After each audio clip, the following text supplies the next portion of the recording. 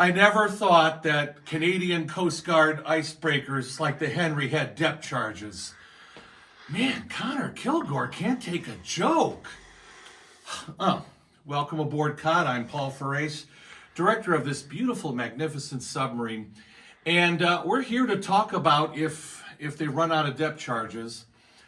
We're here to talk about something that seems rather insignificant, but is actually quite important.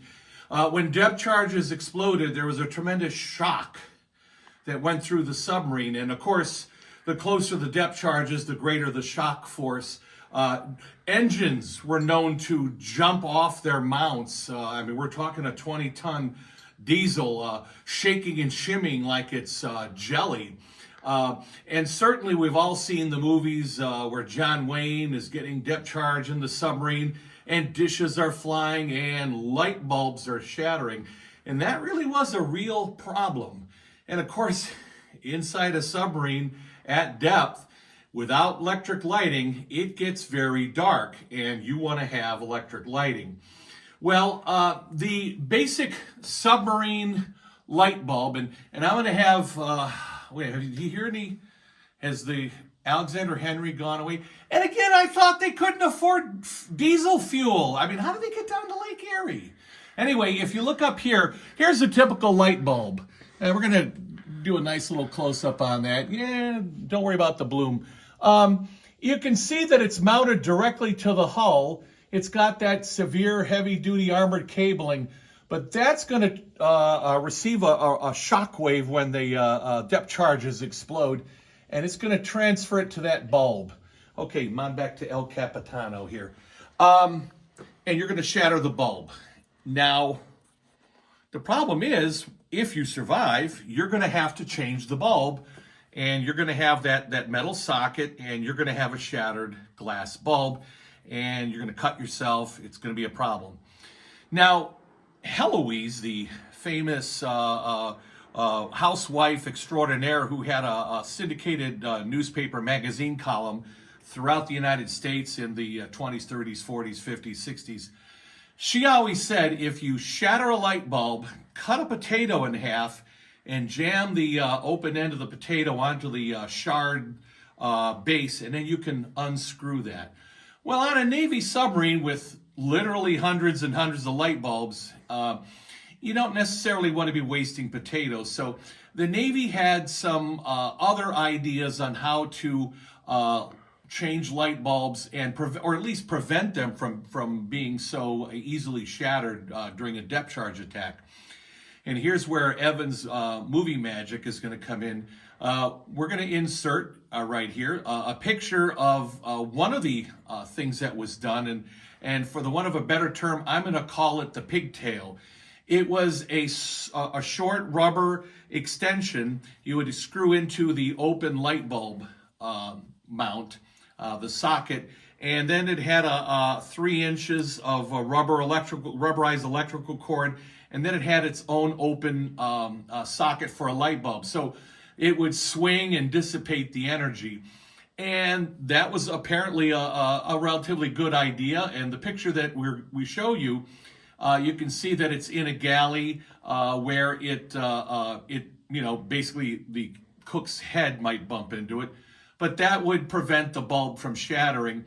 And that might be good in the galley, but throughout the ship, especially if you have other types of light fixtures, like we call them SteamTites, it's a bulb inside a heavy glass a jar that screws in. That's not going to be, you're not going to be able to use that little pigtail. So eventually what the Navy does is it comes up with basically a very simple fix, and that is on the Mazda light bulbs, and that was the standard. GE Mazda was the bulb manufacturer. By the way, 50-watt white bulbs. That was the spec for Navy submarines. It was a black rubber donut or ring at the base that was mounted to the bulb. And I know Evan has a great inset, but let's come around here. And we'll just actually look at the one we have over here. This is a World War II submarine light bulb in all its glory. And you can see we have it proudly displayed here in one of our display cabinets. There is the rubber ring, and you can see the globe there. There are only 2 bulbs known to exist. Now, I'm challenging our friends in the Hinza fleet and anybody else out there. If you know of any other bulbs like this, please chime in, share it with us.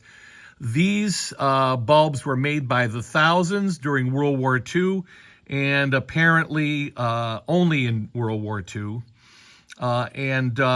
If the bulb shatters, you could reach up, grab that black ring, unscrew the base, and replace it. Now, there's only 2 in existence. One, this one here, and then one aboard our sister sub, the USS Pampanito in San Francisco. And the folks on the Pampanito years ago discovered theirs, I believe, in a SteamTite light fixture in their after battery well.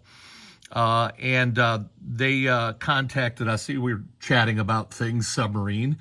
And I believe it was Russ Booth mentioned you should go look in your most obscure fixture, and you might find one of these on COD. And I said, oh, come on, after all these years, 50 years since World War II at that time, I'm sure all the bulbs have been changed and with more modern bulbs. And I said, I'll give it a look, but, there's no way we're going to find one of these on COD. Well, sure enough, not in our after battery, but in our forward battery, in the aft starboard quarter, there was a SteamTite. And a SteamTite, Evan, follow me over here. This is a SteamTite right here. This is what we call a SteamTite. Now, this one is the dark adaptation rig for red version, but imagine this in a plain clear glass bulb. That is a SteamTite, okay? We found one in the aft starboard quarter that had been burned out. It wasn't lit up. So we unscrewed the glass jar, and lo and behold, there is a World War II depth charge light bulb. And of course, it was treated like the holy relic that it is, and it's on display here. By the way, the fixture you just saw, you might have noticed it has a red globe, but if you looked back up your video, folks, look at the word cast into the metal frame of the light fixture. It has the word blue. Anybody know why? Comment in the comments, and we'll see how sharp you folks are. Why is there a red globe on a light fixture that says blue? But anyway, so that was done so that you could easily replace light bulbs that were shattered by enemy depth charges.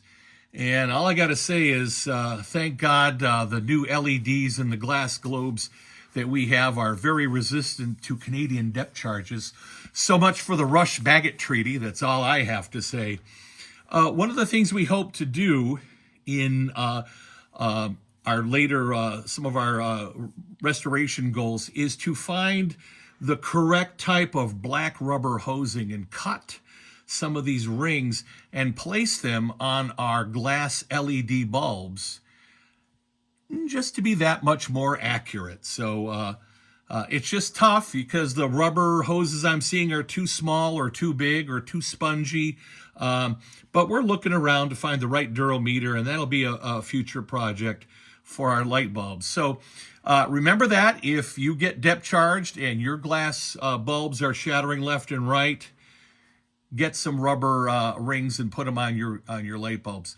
And by the way, we did hit our 10,000 mark, and there was much celebrating and joyfulness. I even let Evan have, was it 2 cookies? I gave him 2 cookies, but he still has to only get bologna sandwiches. But anyway, thank you all for liking, subscribing. Share these with your friends that are interested in submarine minutia, and we'll be back with more. Thank you.